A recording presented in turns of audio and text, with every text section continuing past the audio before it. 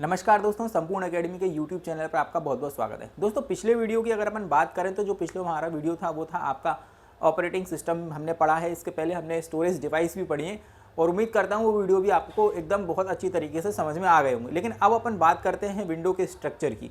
ठीक है, आज का जो हमारा टॉपिक है विंडो का स्ट्रक्चर है, जिसमें अपन काफ़ी सारी चीज़ों को देखेंगे और समझने की कोशिश भी करेंगे। और मैं बहुत बेसिक से आप लोगों को पढ़ा रहा हूँ। अब आप विंडो की स्ट्रक्चर के बारे में आप लोगों को एक बात पहले ही क्लियर कर देना चाहता हूँ कि ये जो विंडो की स्ट्रक्चर है, ये एक सिंपल विंडो की स्ट्रक्चर के बारे में मैं आप लोगों को बताऊंगा कि विंडो होती क्या है। उसके बाद अपन धीरे धीरे करके सभी प्रकार की विंडो के बारे में सीखेंगे। जैसे कि अगर अपन बात करें, ये एक बेसिक विंडो है। जब अपन विंडो जो है अपन जब अपन आप इसके पहले मैंने जैसे कि आपको विंडोज़ पढ़ाई थी और विंडोज़ के कई सारे जैसे विंडो एक्स भी पढ़ाई थी, विंडोज 7 विंडो के सारे अपन ने जो है पार्ट देखे थे। उसके अंतर्गत मैंने बताया था कि कौन कौन से वर्जन इसमें आए। तो जो बेसिक विंडो जो अपन जब जो है एक्सपी डाउनलोड करते हैं, जो बेसिक विंडो दिखती है हमारे पास, तो अपन उसके बारे में चर्चा करेंगे और उसके बाद अपन स्टेप बाय स्टेप चीज़ों को सबको सीखने की कोशिश करेंगे। अब जैसे अपन विंडो का स्ट्रक्चर पढ़ रहे हैं, उसके बाद अपन विंडो में देखो उसके ऑप्शन बढ़ेंगे, उसके अंतर्गत उसके सारे जो कौन कौन से मेन्यू होते हैं उसके बारे में बात करेंगे। तो थोड़ी वो बात की प्रोसेस से लेकर अपन ऑल ओवर एक विंडो का स्ट्रक्चर देखेंगे कि एक्चुअली में विंडो होती क्या है और विंडो के अंतर्गत क्या क्या चीज़ें इंक्लूडेड होती है।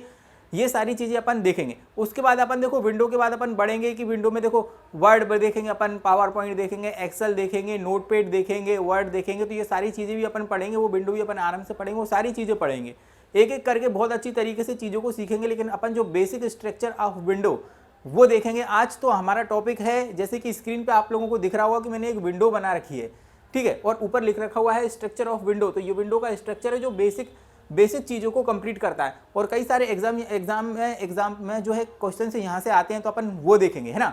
अब आप मेरे साथ बने रहो और धीरे धीरे चीज़ों को सीखते रहो। देखो एक्चुअली में विंडो क्या होती है, देखो मैं बहुत बेसिक से सिखाता हूँ। अब एक्चुअली में आप लोगों को ये सिखाता हूँ कि भाई विंडो होती क्या है। तो विंडो आपके कंप्यूटर स्क्रीन पर एक आयताकार भाग होता है जिसमें कोई प्रोग्राम की सूचना निहित होती है, मतलब जिसमें कोई प्रोग्राम को सूचना को प्रदर्शित किया जाता है। आई बात समझ में। जैसे कि आप कंप्यूटर को जैसे कि खोलोगे तो उसमें क्या होगा कि एक विंडो आप लोगों को दिखाई देगी, कुछ इस तरीके की विंडो का स्ट्रक्चर आप लोगों को दिखाई देगा।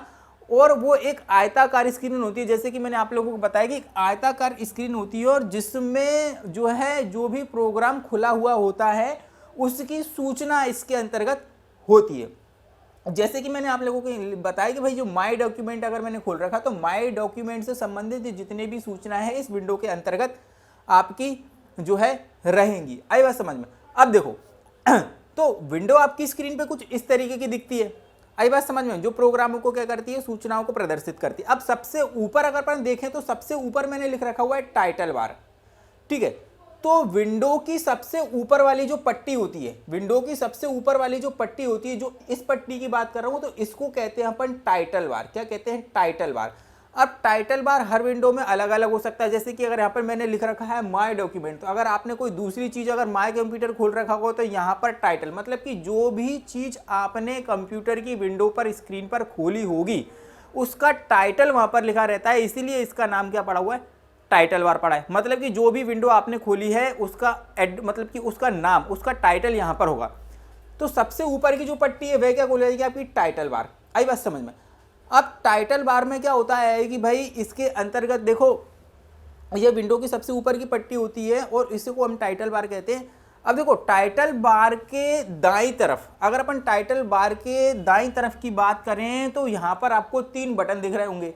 तो 3 बटन जिनको हम कहते हैं कंट्रोल बटन। क्या कहते हैं? टाइटल बार के दाईं तरफ 3 बटन आपको देखने को मिल रहे हैं, तो उसको हम क्या कहते हैं? कंट्रोल बटन कहते हैं। जिसमें एक बटन जो होता है, जिसमें आप देख रहे हो एक माइनस का साइन दिखा हुआ है, तो ये होता है आपका एक मिनिमाइज बटन, है ना। और उसके बाद ये डब्बे का जो साइन दिख रहा है उसको हम कहते हैं मैक्सिमाइज बटन। और इसके बाद अगर अपन जो क्रॉस का साइन दिख रहा है उसको हम क्या कहते हैं? उसको हम कहते हैं क्लोज बटन। क्या कहते हैं हम उसको? Close button.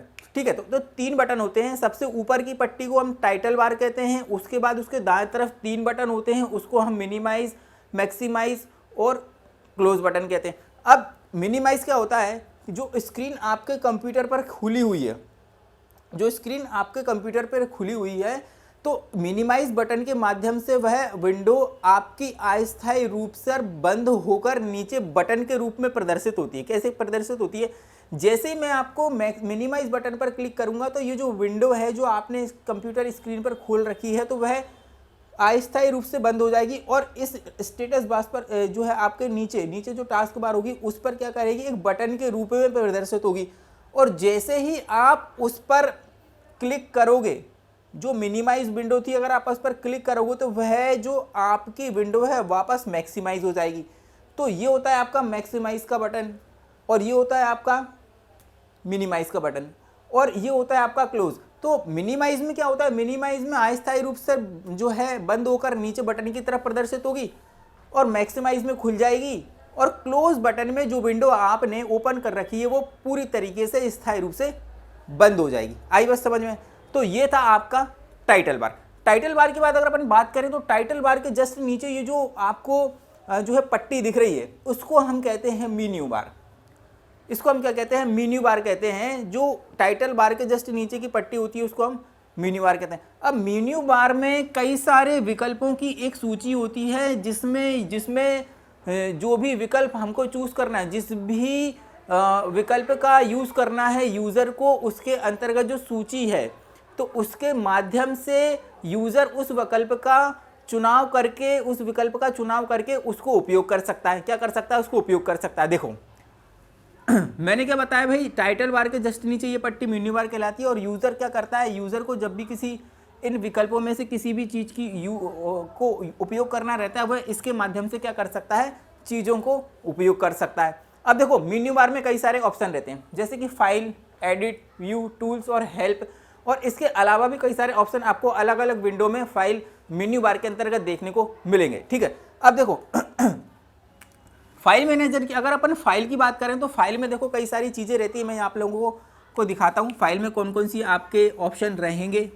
जो नॉर्मल विंडो रहती है, जो बेसिक स्ट्रक्चर है, उसके अंतर्गत अगर आप फाइल पर क्लिक करेंगे, मेन्यू बार के अंतर्गत अगर अपन फाइल पर क्लिक करेंगे तो एक सब टाइटल, एक जो है पॉपअप विंडो आपको खुलेगी। कुछ इस तरीके की पॉपअप विंडो खुलेगी जिसके अंतर्गत एक न्यू का ऑप्शन होता है, एक ओपन का ऑप्शन होता है, एक सेव का ऑप्शन होता है, एक सेव एज होता है, क्या होता है, एक सेव एज होता है, एक प्रिंट का भी बटन होता है। ठीक है, तो अगर अपन बात करें फाइल के अंतर्गत, तो फाइल के अंतर्गत अगर अपन क्लिक करते हैं तो ये वाली एक पॉपअप विंडो खुलती है जिसके अंतर्गत कई सारी आपके ऑप्शन देखने को मिलते हैं और यूज़र क्या करता है, उन विकल्पों का चुनाव कर कर अपने काम को आगे की तरफ बढ़ाता है। ठीक है, अगर अपन बात करें न्यू की, अगर कोई आपको न्यू फोल्डर बनाना है या न्यू डॉक्यूमेंट अगर ओपन करना है तो आप इसके माध्यम से करेंगे।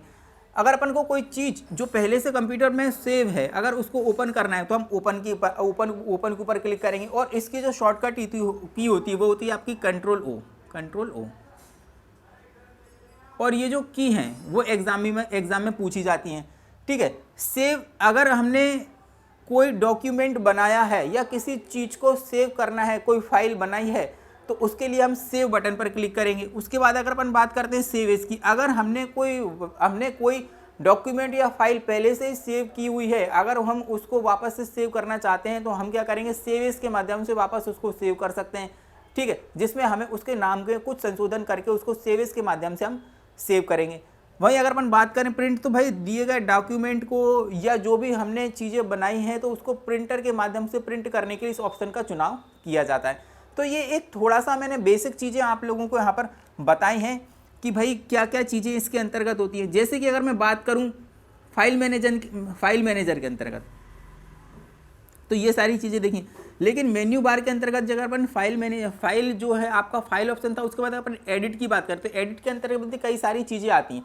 एडिट के अंतर्गत जैसे cut, copy, paste, undo, read, इस तरीके के आपके ऑप्शन देखने को आपको मिलेंगे। वहीं अगर अपन बात करें फोल्डर की तो भाई अपन न्यू फोल्डर यहाँ से बना सकते हैं, जैसे फोल्डर स्कैन हो गया, और भी सारे ऑप्शन मेन्यू बार के अंतर्गत दिए गए हुए हैं, है ना।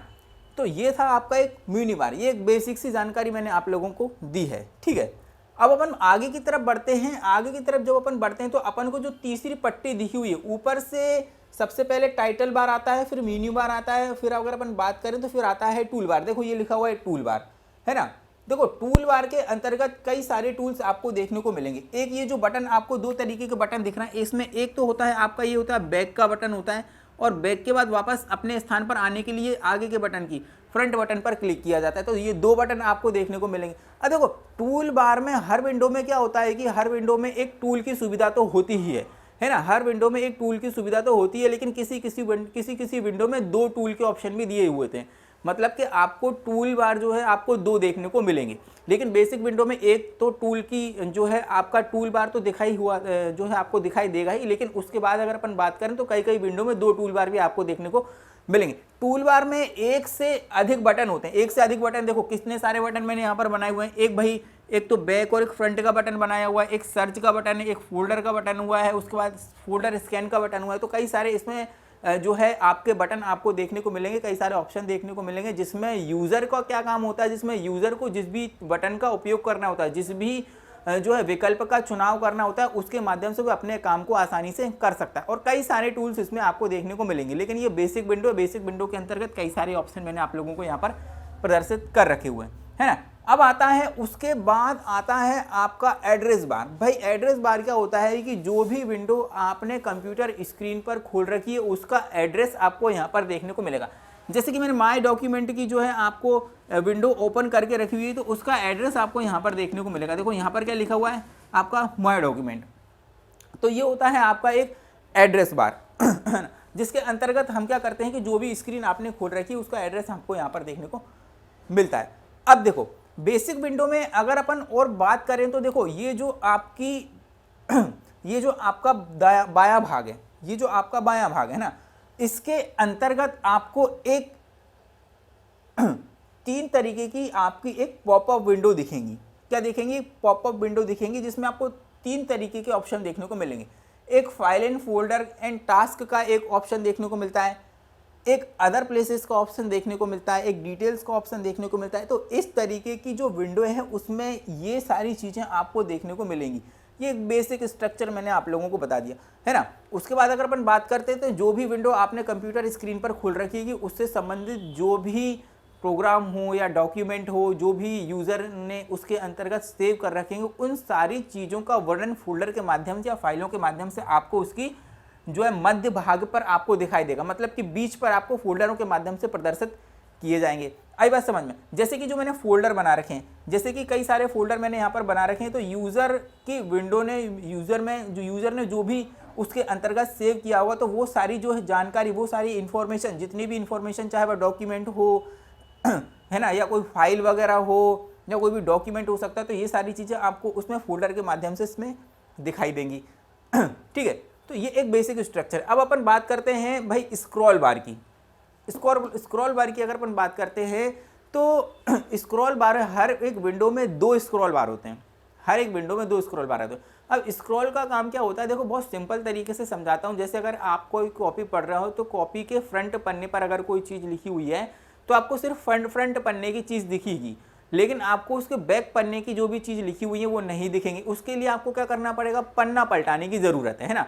वैसे ही हमारी जो स्क्रीन होती है वो थोड़ी एक बिग साइज़ की होती है, और हमें कभी कभी उसके पेजेस पे काम करने होते हैं। जैसे कि अगर मैं बात करूं तो एक पेजेस में लिखी हुई चीज़ें जो प्रदर्शित हो रही हैं तो वह उसी में ही दिखेंगी, लेकिन उसमें क्या होता है, स्क्रॉल बार की मदद से हम चीज़ों को स्क्रॉल करके ऊपर नीचे करके सारी चीज़ों को एक साथ पढ़ सकते हैं। ये वैसे ही है जैसे कि आप कॉपी पढ़ते हैं, कोई किताब पढ़ते हैं, तो एक तरफ जो चीज़ें लिखी रहती हैं तो वही दिखाई रहती हैं, और बाकी दूसरी तरफ जो चीज़ें लिखी होती हैं तो आपको पन्ने को पलटाने की ज़रूरत होती है। वैसे ही यहाँ पर स्क्रॉल में क्या होता है कि भाई काफ़ी सब बिग स्क्रीन होने के कारण है ना, तो सारी चीज़ें एक ही स्क्रीन पर दिखाई नहीं देती, एक ही पेज पर दिखाई नहीं देती। तो कई सारी जो चीज़ें हमको दूसरे पेज पर पढ़ने को मिलेंगी। तो दूसरा जो पेज को प्रदर्शित करना होता है, स्क्रॉल के माध्यम से हम क्या करते हैं, उसको ऊपर नीचे करके देख सकते हैं। जैसे कि अगर मैं बात करूं, ये जो लाइन आपको दिख रही है, ये जो लाइन आपको दिख रही है, ये होता है आपकी स्क्रॉल। ये होता है, एक वर्टिकल होता है और एक हॉरिजॉन्टल होता है ना। वर्टिकल के माध्यम से स्क्रॉल को ऊपर नीचे करके हम चीज़ों को आसानी से पढ़ सकते हैं, लेकिन हॉरिजॉन्टल में क्या होता है, हॉरिजॉन्टल के अंतर्गत स्क्रॉल में आगे पीछे करके हम दाएं बाएं करके जो है चीज़ों को आसानी से पढ़ सकते हैं। आई बात समझ में? देखो एक होता है आपका, देखो ये मैंने आपको बता दिया, ऊपर नीचे करके एक स्क्रॉल ये होता है, और एक स्क्रॉल आपको दाएं से बाएं को आपको देखने को मिलेगा जो कि हॉरिजॉन्टल जो है स्क्रॉल होता है। तो स्क्रॉल क्या काम करता है, आपको जो है स्क्रीन के ऊपर जो चीज़ें प्रदर्शित हो रही है उसको एक संग आपको उसको जो है सीमित मात्रा में जो है आप उसको पढ़ सकते हैं। आई बात समझ में? ऊपर नीचे करके भी पढ़ सकते हैं और दाएं बाएं खिसका के भी उसको आराम से पढ़ा जा सकता है। देखो आगे बात करते हैं, जो सबसे नीचे की जो पट्टी आपको दिखाई दे रही है, सबसे नीचे की जो पट्टी आपको दिखाई दे रही है उसको हम कहते हैं स्टेटस बार। क्या कहते हैं? Status bar. इसके अंतर्गत आपके स्क्रीन पर अगर कोई भी चीज़ खुली है उसकी जानकारी आपको नीचे की पट्टी पर दिखाई देगी। किस पर दिखाई देगी? आपको नीचे की पट्टी पर ज़रूर से ज़रूर दिखाई देगी। आई बात समझ में? तो ये एक बेसिक चीज़ें अपन ने आज इसके अंतर्गत देखी हैं कि एक्चुअली में विंडो की संरचना होती क्या है। एक विंडो मैंने बताई है कि एक आयताकार स्क्रीन होती है जिसमें जो भी प्रोग्राम, कोई भी प्रोग्राम अगर खुला होता है तो उसकी सारी जानकारी उसके अंतर्गत मौजूद होती है। ये मैंने आप लोगों के साथ में डिस्कस किया है, ठीक है। एक बार और मैं आप लोगों को थोड़ा सा रिवाइज करवा देता हूँ, है ना। इसमें मैं अपन ने सबसे पहले ये देखा है कि जो बेसिक विंडो का स्ट्रक्चर होता है उसमें सबसे पहले टाइटल बार होता है, देन उसके बाद नीचे की जो पट्टी होती है वो मेन्यू बार होता है, देन उसके बाद मैंने बताया कि उसके जस्ट नीचे की जो तीसरी पट्टी होती है उसको हम टूल बार कहते हैं, फिर आता है आपका एड्रेस बार, है ना। और इसके दाईं तरफ की अगर अपन बात करें तो दाईं तरफ एक स्क्रॉल आपको वर्टिकल दिख रहा होगा जिसके अंतर्गत अपन ऊपर नीचे करके चीज़ों को एक साथ पढ़ सकते हैं। सबसे नीचे की अगर अपन बात करें तो ये स्टेटस बार होता है और बीच में जो है आपको यूज़र ने जो भी इसमें डाटा या प्रोग्राम सेव किया होगा उसकी जानकारी आपको इसके मध्य में दिखाई देगी, ठीक है। ये सारी चीज़ें मैंने आप लोगों को बताई है। ये आपका सबसे ऊपर वाली जो पट्टी होती है माय डॉक्यूमेंट में, जैसे कि लिखा हुआ है टाइटल बार में, एक ये जो बटन होते हैं इनको कंट्रोल बटन कहा जाता है। ये 3 तरीके के बटन होते हैं, एक मिनिमाइज होता है, एक मैक्सिमाइज होता है, एक क्लोज बटन होता है, ठीक है।